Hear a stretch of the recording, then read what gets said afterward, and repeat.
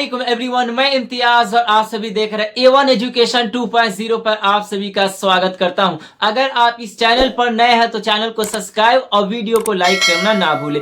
आज की इस वीडियो में हम जानेंगे 6 मार्च 2026 की फाइनल ड्राफ्ट लिस्ट में नाम नहीं आया तो क्या हम सभी के अधिकार छीन लिए जाएंगे, क्या हम सभी व्यक्तियों के नाम बाद में नहीं जुड़ेगा। तो आज की इस वीडियो में हम आप सभी को बताने वाले हैं कि आप अपने नाम को कैसे जुड़ाएंगे और आप सभी के नाम कैसे जुड़ेगा और आपके पास कौन कौन से दस्तावेज होना चाहिए। यहाँ पे साफ साफ बताएगा कि मतदानों के लिए अत्यंत महत्वपूर्ण है जो इस समय वोटर लिस्ट को लेकर चिंतित है, क्योंकि सोशल मीडिया पे ये लगातार अफवाहें फैल रही है। ये खबर आ रही है कि आप सभी के अगर 6 मार्च 2026 की फाइनल ड्राफ्ट लिस्ट में नाम नहीं आएगा तो क्या आप सभी के अधिकार चली जाएगी, क्या आप सभी अपने नाम को वोटर लिस्ट में नहीं जुड़वा पाएंगे। क्योंकि यहाँ पे यदि 6 मार्च 2026 की फाइनल वोटर लिस्ट में किसी व्यक्ति का नाम शामिल नहीं हुआ तो उसका वोटर आईडी कार्ड कभी नहीं बनेगा।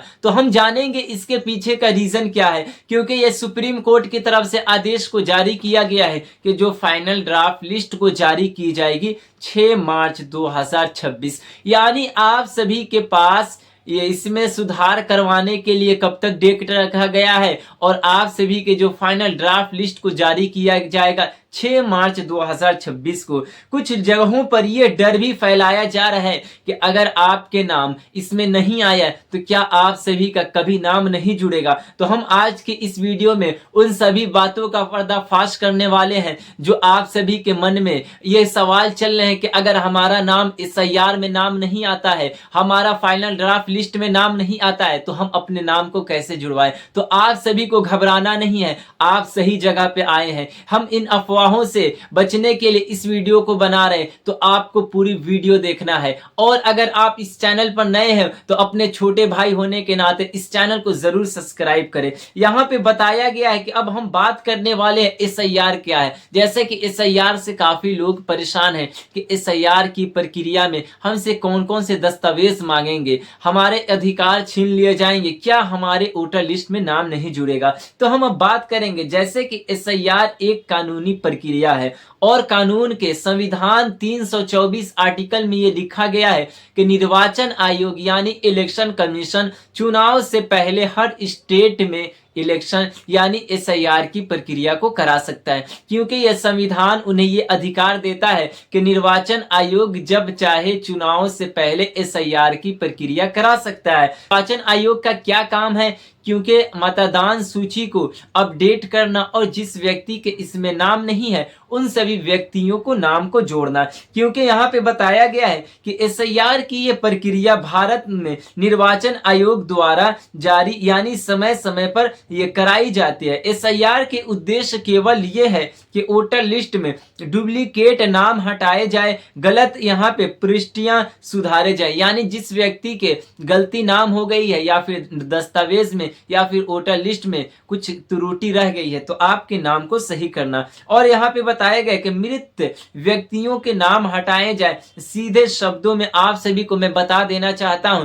कि इसका मतलब ये है कि आप सभी के अगर गलती रह गई है तो गलती के सुधार कर आप सभी के नाम को अपडेट करना और मृत व्यक्तियों के नाम को हटाना। और जो 18 प्लस से अधिक हो गए हैं उन सभी युवाओं के उन सभी व्यक्तियों के नाम को जोड़ना। इसी प्रक्रिया को हम SIR कहते हैं। जैसे कि यहाँ पे SIR वोटर लिस्ट को शुद्ध और यहाँ पे अध्ययन करने की प्रक्रिया है, यानी SIR आप सभी के नाम को यहाँ अपडेट और रिवाइज करने की प्रक्रिया है, जो कि यहाँ पे SIR की प्रक्रिया निर्वाचन आयोग द्वारा की जाती है और SIR NRC नहीं है। यहाँ पे साफ साफ लिखा गया है कि नागरिकता की जांच नहीं है, NRC नहीं है या बैंक अकाउंट से संबंधित नहीं है, यानी आप सभी के बैंक अकाउंट से संबंधित नहीं है या फिर प्रॉपर्टी से संबंधित नहीं है, केवल और केवल वोटर लिस्ट तक सीमित है। यानी 6 मार्च 2026 क्यों महत्वपूर्ण है। अब हम बात करेंगे ये दिन क्यों महत्वपूर्ण है, क्योंकि यहाँ पे लिखा गया है कि 6 मार्च 2026 की इस दिन SIR की प्रक्रिया के बाद फाइनल वोटर लिस्ट प्रकाशित की जाएगी। यानी जो फाइनल ड्राफ्ट लिस्ट को जारी की जाएगी 6 मार्च 2026 को। क्या इसके बाद आप सभी के नाम जुड़ सकते हैं? क्या आप अपने नाम को जुड़वा सकते हैं? तो अब हम बात करेंगे। जैसे कि इससे पहले ड्राफ्ट लिस्ट जारी हुई थी, क्योंकि 6 जनवरी 2026 को यहाँ पे यूपी के ड्राफ्ट लिस्ट को जारी किया गया था, जिसमें 2,68,00,000 से अधिक व्यक्तियों को नाम को हटा दिया गया था। यानी उतने व्यक्तियों के नाम में त्रुटि रह गई थी, जिसके कारण उन सभी व्यक्तियों को नाम को हटा दिया गया था। जैसे कि अब हम बात करेंगे, यहाँ पे दावे और आपत्तियां ली जाती है। यानी जब एसआईआर की प्रक्रिया कराई जाएगी तो इसमें दावे और आपत्तियां और फील्ड वेरिफिकेशन भी होता है। यानी जो भी बूथ लेवल ऑफिसर हैं, जो भी अधिकारिक हैं, वो फील्ड लेवल पे सारे प्रोसेस को करते हैं और यहाँ पे वोटर लिस्ट को अंतिम माना जाएगा। कोई लोगों का नाम लिस्ट में क्यों नहीं आ रहा है, यानी बहुत से ऐसे व्यक्ति हैं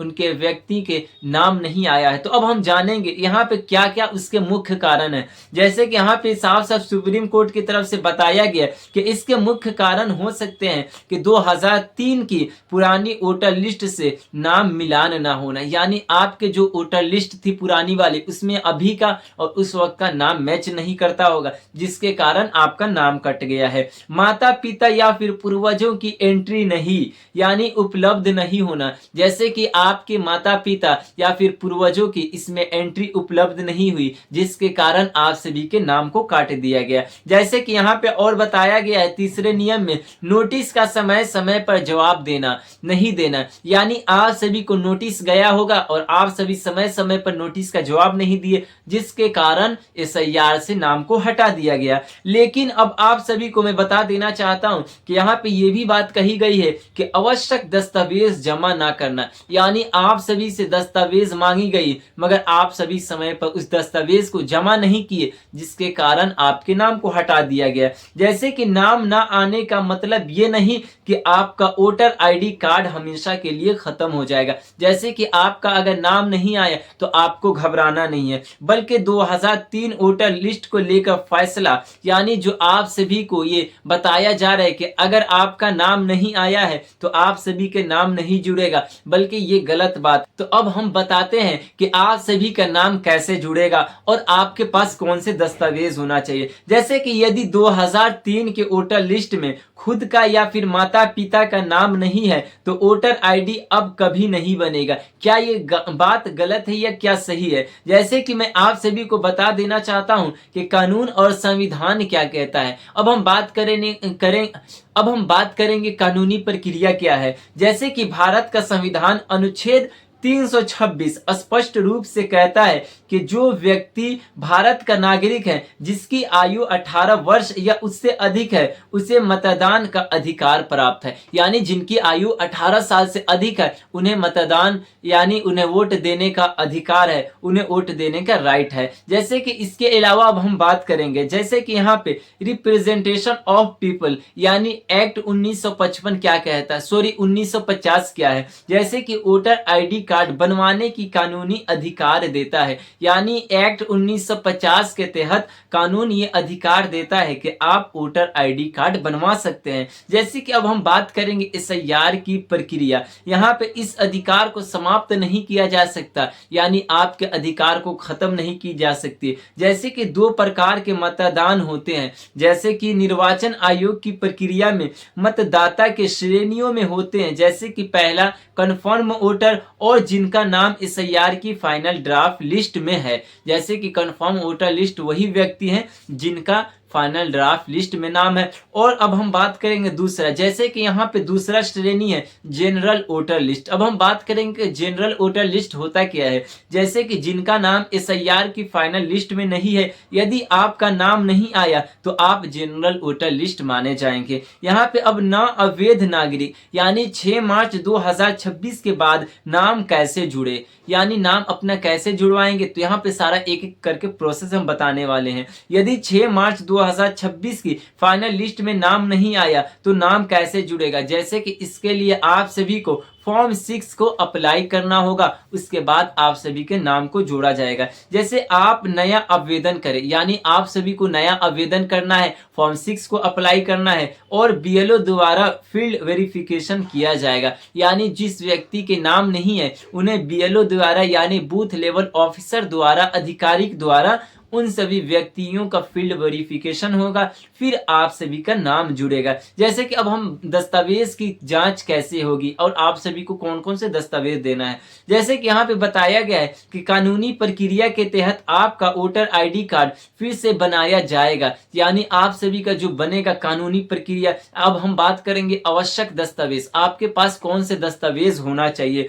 जैसे कि हमारे पास आमतौर पर दस्तावेज आपके पास ये होना चाहिए, जैसे कि आधार कार्ड होना चाहिए, पैन कार्ड होना चाहिए और राशन कार्ड होना चाहिए। और ये 3 दस्तावेज है। और आपके पास चौथा दस्तावेज जन्म प्रमाण पत्र। जन्म प्रमाण पत्र आप सभी के लिए महत्वपूर्ण और इम्पोर्टेंट दस्तावेज माना जाता है। जैसे कि परिवार की रजिस्ट्री, यानी अगर आपके परिवार का रजिस्ट्री उपलब्ध हो तो आप सभी को परिवार का रजिस्ट्री भी देना है।